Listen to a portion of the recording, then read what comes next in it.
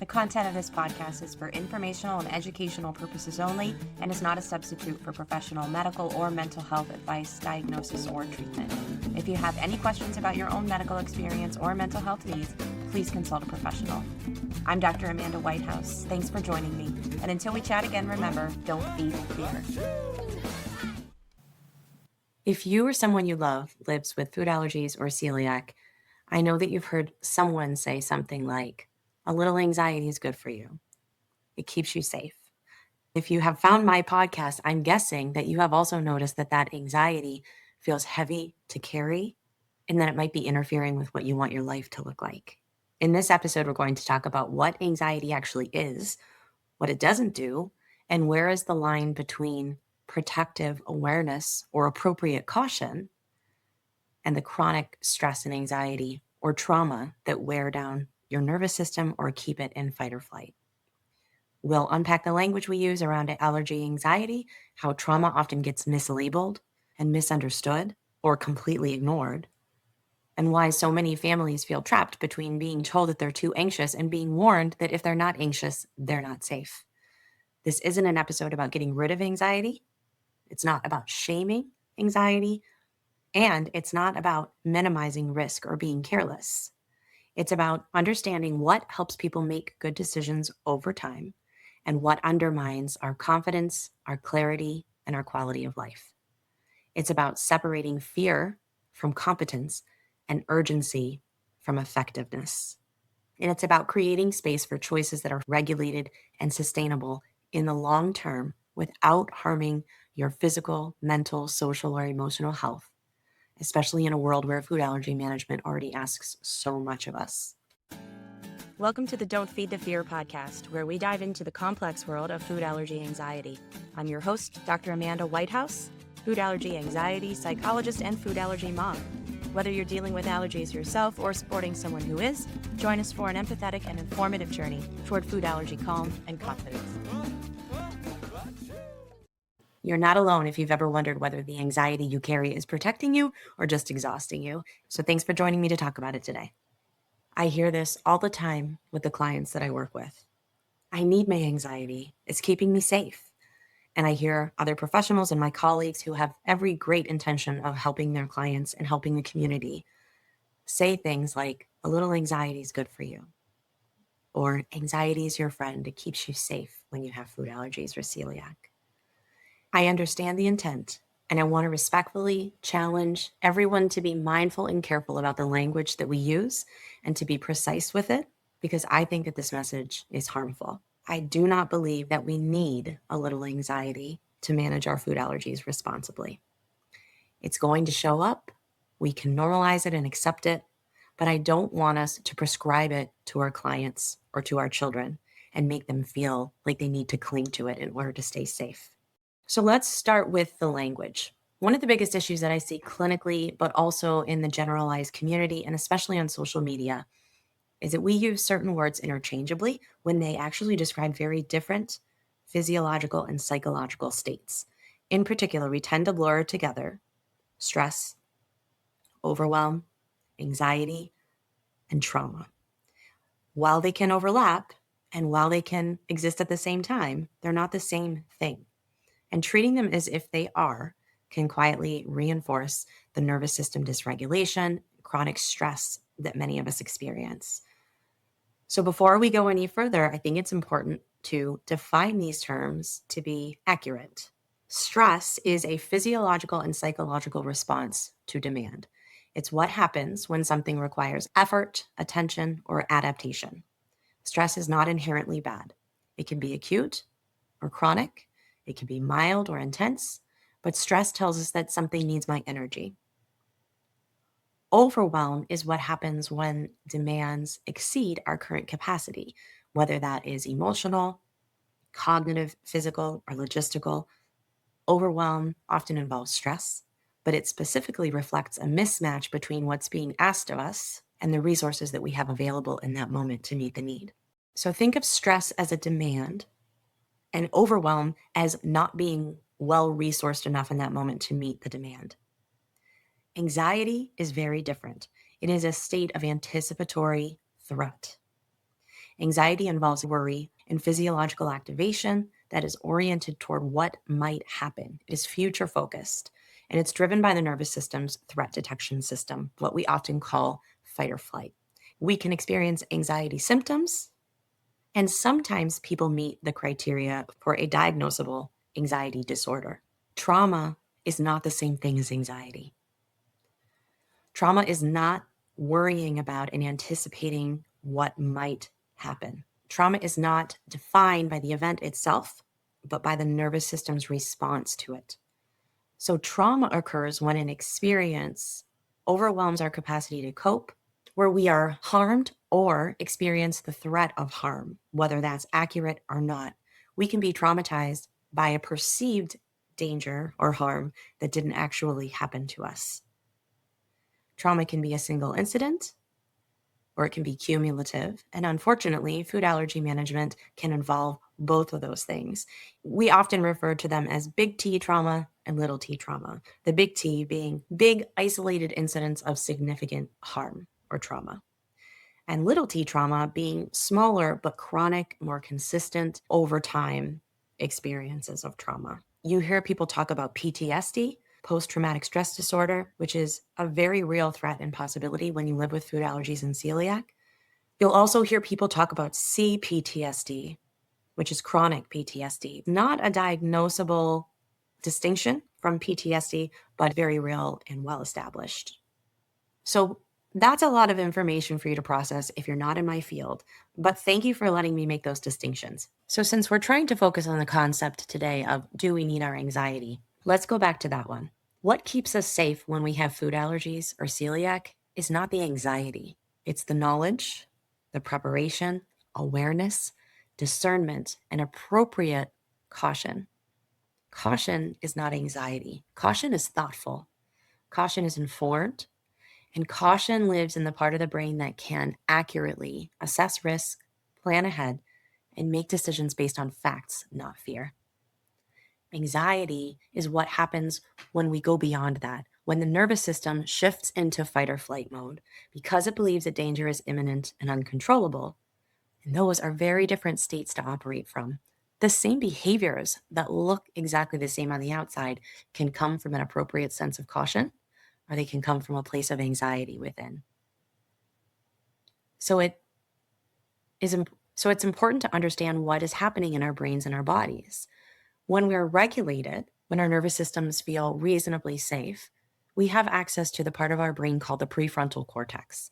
That's the part of our brain responsible for logic, planning, decision making, perspective, flexible problem solving. It's our higher order thinking. When we're in a relatively safe state, that part of our brain allows us to read ingredient labels carefully. That's where we calmly explain our allergies to someone who needs to understand, who might be serving or cooking us food.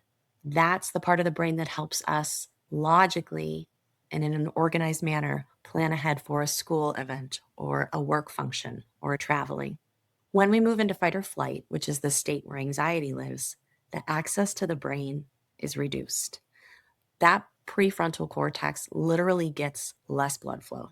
The nervous system prioritizes survival over the nuances of that careful and intelligent decision making. Our assessment of threat becomes distorted and inaccurate. Our decision making becomes more rigid. We're more likely to catastrophize or focus on the worst case scenario. We're very likely to miss important information, particularly information that's telling us that we're safe, because we're focused on scanning the environment for danger and identifying threats. We are more likely to overreact or sometimes to underreact. So when we're in fight or flight, we might be reading the labels, but we're reading them over and over again. We all know the feeling of when we shift into fight or flight when we're trying to explain our allergies, and it comes out differently.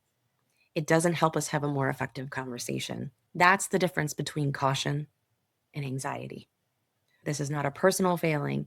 This is how our biology works.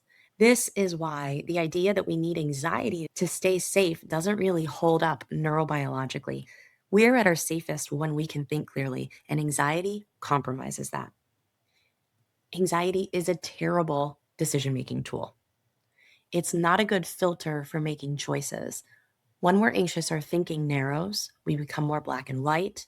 Our thinking is urgent and reactive. It's not comprehensive. We might start looking for certainty where certainty doesn't exist, or we might outsource our trust to the loudest voice we hear. And to get really circular about this, I would argue that it's our anxiety that says we need our anxiety to keep us safe. If I'm not anxious, I won't be careful enough. Motivation is less effective when it is fear based. Anxiety creates urgency, but urgency is not the same thing as accuracy and effectiveness. Systems built on urgency burn people out. And you hear it enough in this space how the chronic stress, especially for those of us who are already prone to immune issues, allergic diseases, we might be more prone to developing autoimmune issues or other chronic illnesses over time. I'm not saying that if you're anxious, it means you're doing something wrong. But what I'm saying is that accepting anxiety as something that happens is very different from telling ourselves or our children that we need it. When we say we need anxiety, we unintentionally reinforce the belief that calm equals danger, that regulation equals complacency, and that safety only exists when we're really vigilant. Those messages keep nervous systems stuck. Chronic anxiety impairs executive functioning, which is your higher order thinking skills. Heightened threat states reduce our cognitive flexibility, and regulated nervous systems support better decision making. Food allergy specific research has shown that elevated parental anxiety is associated with reduced quality of life. And there isn't really any clear evidence that higher anxiety improves safety outcomes. Anxiety is not a mechanism of protection. Unfortunately, chronic anxiety can be harmful. So instead of saying we need anxiety to stay safe, what if we said we need knowledge, preparation, awareness? We need more support when anxiety shows up. We need systems and a society in which there is room for us to participate safely. Instead of saying befriend your anxiety, what if we said learn to listen to your body without letting fear drive the bus? It's not about eliminating anxiety or resisting it or condemning it. It's about not organizing our entire safety system around it. I want to make time and space in the future to talk more here on the podcast and on social media about the difference between trauma and anxiety, because I think a mistake that many of us are also making is calling our trauma anxiety. Trauma and anxiety sound the same to many people, understandably. And sometimes they can feel the same, but they're not the same thing. When someone has experienced a severe allergic reaction or had a very close call or perceived that they were experiencing anaphylaxis, even if they weren't, the nervous system encodes that experience as a survival event. Obviously, rightfully so. Food allergies are life-threatening, and we're accurate when we feel and perceive them in that way. The nervous system is designed to remember those moments very vividly so that it can try to prevent them from happening again. So later on, when someone finds themselves scanning every ingredient list, avoiding social situations, or feeling their heart race in restaurants or birthday parties, it's easy to label that as anxiety. You've heard people say often trauma lives in the body, it lives in the nervous system and the way our nervous system detects that threat. So when trauma is present, the nervous system can start to react not just to real danger, but to reminders of danger, or what we often call triggers. This is one of the most complex things about food allergy life. They're all around us. The trigger might just be food or a restaurant or the cafeteria or the epinephrine that we have to carry. Identifying the difference between anxiety and trauma matters because they impact people in different ways and they require different approaches for support. There's a lot of talk about cognitive work in food allergies. It can be very effective. And I have found in my work that a lot of people with food allergy anxiety don't respond to cognitive work alone. And probably that's because they don't just have anxiety about their food allergies, they've been traumatized. With anxiety, we would be more focused on working with the patterns of worry, the catastrophic thinking, or anticipatory fear about what might happen in the future. With trauma, it's really more crucial to address the nervous system and its response to what already happened in the past, not the future, but as though the past threat could return at any moment. Trauma responses tend to be more automatic. They're not as thought out. They're more physiological and they're less responsive to logic alone. Someone might know intellectually that a situation is safe, but their body can still react with those symptoms that many of us know too well: racing heart, tight chest, nausea, a sudden urge to escape. That's not a failure of our rational thinking. That's the nervous system doing exactly what it was designed to do after a survival event. Trauma isn't just about changing your thoughts, it's your whole physical experience and whether or not you feel safe in the world. If we're saying a little bit of anxiety is good for you, but we aren't really distinguishing between anxiety and trauma, we're telling people basically it's good for you to use the effects of that trauma to protect you moving forward. We're keeping people traumatized. So, this isn't just about semantics. It's really about getting to the root of why so many of us feel so anxious, why a lot of that for so many of us is actually unresolved trauma, not anxiety. And how can we begin healing our nervous systems? We want to move the conversation away from blame and toward understanding. People who are already carrying trauma need support in updating the story of safety.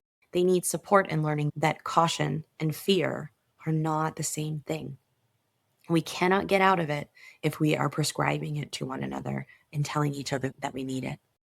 Let's make it concrete by walking through a few everyday scenarios that a lot of families or individuals with food allergies or celiac might face. So, for each one, let's talk about what appropriate and protective caution might look like, and then contrast that or expand farther into the behaviors that I see with a lot of my clients when anxiety or trauma responses kick in and take over. Understanding the difference is what helps us to start to recognize and eventually shift when our nervous system has moved from a thoughtful space where we make our best decisions and into something more anxiety and fear driven. I talked briefly about reading labels earlier.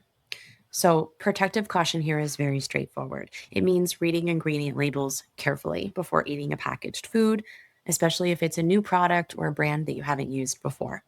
It might mean double checking when packaging changes, looking for allergen statements, and making sure the product aligns with your individual risk tolerance. That is thoughtful, informed, and protective. Where anxiety sometimes begins to creep in is when the label gets read again and again and again. Not because any new information is being gathered, but because the nervous system is seeking reassurance. People often describe to me feeling like they can't trust what they're seeing, fear that they might have missed something, wanting confirmation from another family member to have them check it or confirm it. They might put the product down or avoid eating it and come back to it to read again later.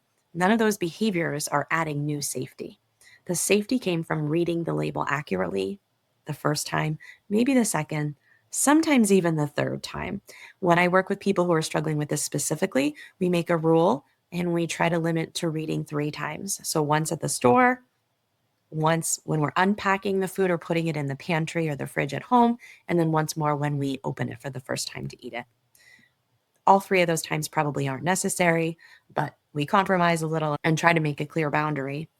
This is a really good example of how anxiety is self reinforcing. The way that our brains are wired actually makes it very easy for anxiety to build its own feedback loop. It feels good to read the label once and confirm that your allergens or gluten are not in that product. So if it feels good once, your anxiety drops a little bit. You get a moment of relief, and that relief teaches your brain something very powerful and simplistic.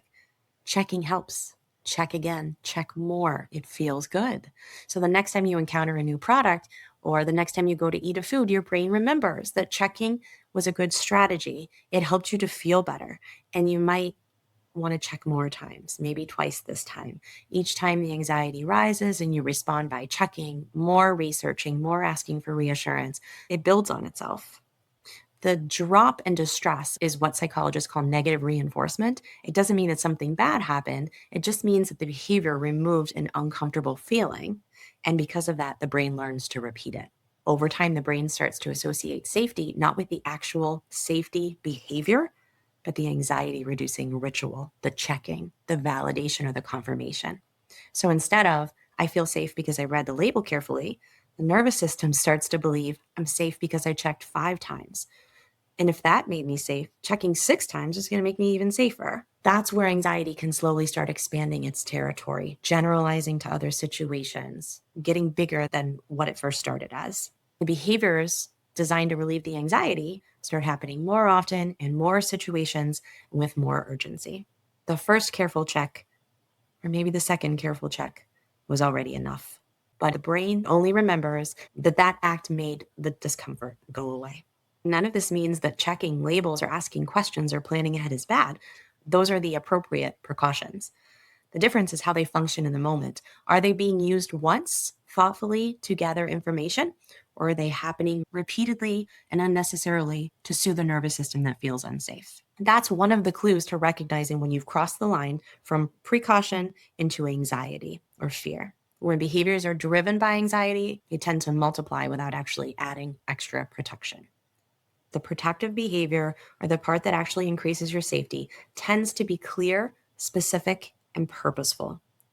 Anxiety and trauma responses tend to be repetitive, they feel urgent, and they lean toward avoidant, stepping away from situations, eliminating, escaping the distress. They can feel very compelling in the moment, but they don't increase safety. And over time, they reduce our confidence, our flexibility, our participation in life.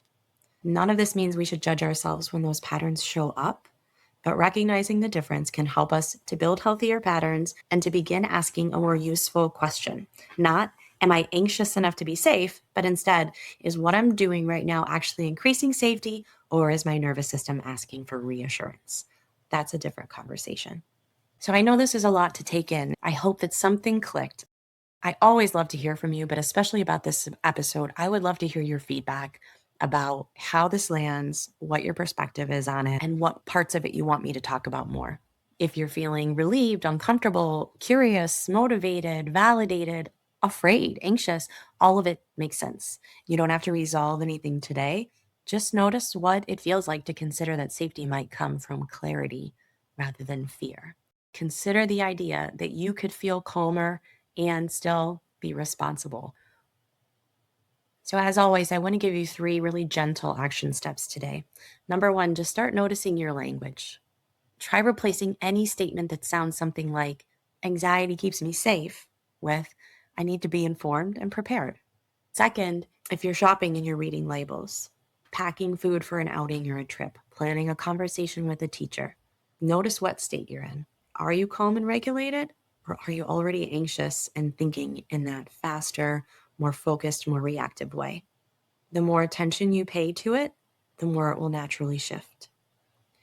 And number 3, if this conversation resonated with you, I would invite you to listen to the guided meditation that I recorded to go along with this episode.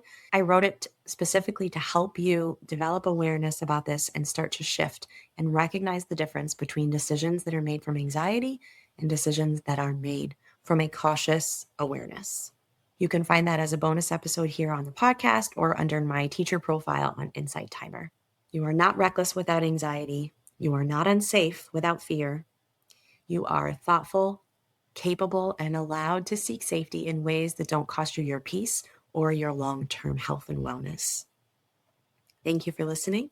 If you are finding my show helpful, it would mean so much to me if you would share it with someone else who might enjoy it, leave me a rating or a review, and help me continue to share what I think is a really important message with more people out there who need it. I will talk with you next week. The content of this podcast is for informational and educational purposes only and is not a substitute for professional medical or mental health advice, diagnosis, or treatment. If you have any questions about your own medical experience or mental health needs, please consult a professional. I'm Dr. Amanda Whitehouse. Thanks for joining me. And until we chat again, remember, don't feed the fear.